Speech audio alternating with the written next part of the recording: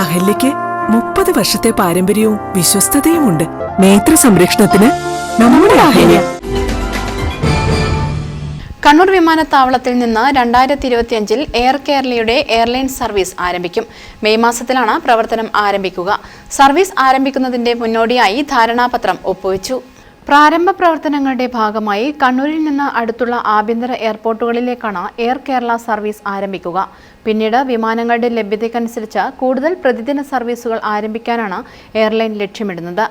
ആദ്യഘട്ടത്തിൽ ATR വിമാനങ്ങൾ ഉപയോഗിച്ച് ആഭ്യന്തര സർവീസുകളും പിന്നീട് സിംഗിൾ അയൽജെറ്റ് വിമാനങ്ങൾ ഉപയോഗിച്ച് ആഭ്യന്തര അന്താരാഷ്ട്ര സർവീസുകളും ആരംഭിക്കാനാണ് അധികൃതർ പദ്ധതിയിടുന്നത്.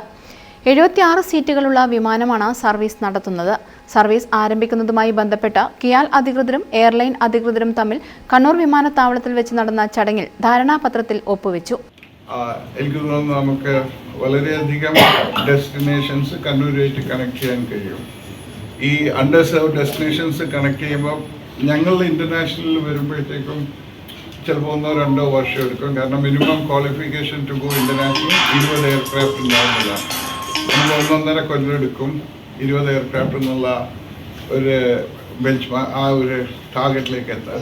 പക്ഷേ ഇതുകൊണ്ട് ഉണ്ടാവുന്നതെന്ന് വെച്ച് കഴിഞ്ഞാൽ ഈ നിയർ ബൈ എയർപോർട്ട്സ് നിന്ന് നമ്മളിവിടെ പാസഞ്ചേഴ്സിനെ കൊണ്ടുവന്നു കഴിഞ്ഞാൽ അവർക്ക് ഇൻ്റർനാഷണൽ കണക്ഷൻ ഉണ്ടാവും. അപ്പോൾ ഈ ഇൻ്റർനാഷണൽ ഓപ്പറേറ്റേഴ്സിന് കൂടുതൽ കണക്റ്റിംഗ് പാസഞ്ചേഴ്സും കിട്ടും ഇവിടുന്ന്. അപ്പോൾ ആ ഒരു കോണ്ടം ഉണ്ടല്ലോ, ആ ഒരു overall it will benefit the airport with more connecting passengers. പിന്നെ ഞങ്ങൾക്ക് കുറേ ഇന്നോവേറ്റീവ് പ്ലാൻസ് ഉണ്ട്.